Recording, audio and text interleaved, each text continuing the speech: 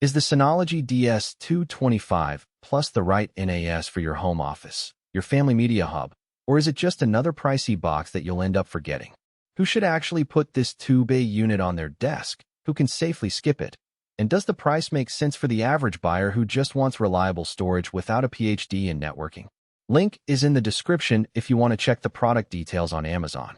When I first started looking at a small business or me office NAS, the biggest fear was buying something that sounded great on paper, but turned out to be a maintenance nightmare. I've spent weeks reading forums about Synology's DSM updates, digging through Reddit threads about drive compatibility, and watching a handful of YouTubers set up the same model with mixed results. The DS225 Plus sits at the sweet spot of the Synology line.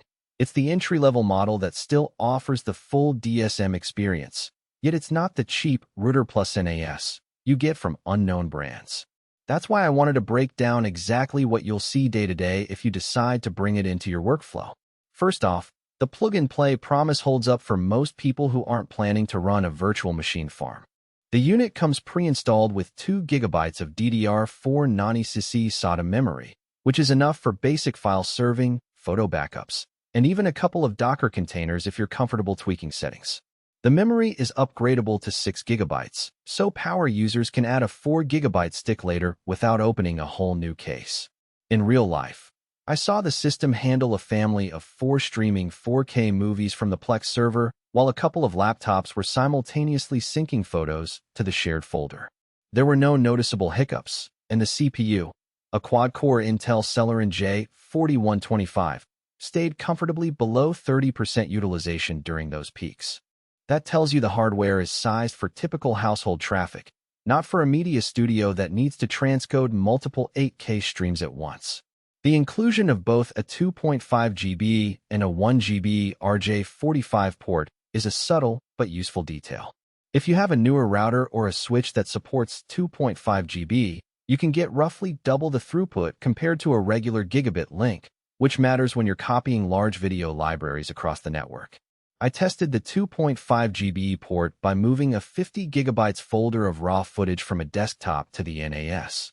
The transfer completed in just over 6 minutes, versus about 12 minutes on the 1 GB port. For most families, the 1 GB link is perfectly fine, but the extra headroom gives you the option to upgrade your network later without swapping the NAS. One of the biggest selling points of Synology's ecosystem is the BTRFS file system paired with snapshot technology. In plain English, every time you make a change to a shared folder, the system can roll back to a previous state within minutes. I set up a weekly snapshot for my photo archive, and when I accidentally deleted a folder on my Mac, I could restore it with a couple of clicks in the DSM interface. No third-party software, no command line gymnastics. That level of data protection is usually only found in higher-end models, so it's a genuine value add for the DS225 Plus. Now, let's talk about the bundled drives. The package includes 2 8TB Seagate Ironwolf HDDs, which are marketed as NAS grade because they're built for 24/7 operation and have vibration reduction technology. In practice, they performed exactly as you'd expect from a drive of that class: steady, quiet, and no sudden spin-up delays. Because DSM 7.3 now officially supports third-party drives, you aren't locked into buying only Synology-branded disks, which can save you a few $100s if you decide to replace them later. That said, the Ironwolfs are still the most expensive component of the bundle, so if you already have a pair of reliable 8TB drives lying around, you could shave a chunk off the overall cost by buying just the NAS chassis. What about the drawbacks? The first thing that trips up newcomers is the learning curve of Synology's Diskstation Manager. While the UI is cleaner than many competitors, you still need to spend time configuring shared folders, user permissions, and the RAID type. The DS225 Plus supports Synology Hybrid RAID, SHR, which is a more flexible version of traditional RAID. It lets you mix drive sizes in the future without losing space, but you have to understand that SHR1 gives you a single disk failure tolerance, similar to RAID 1.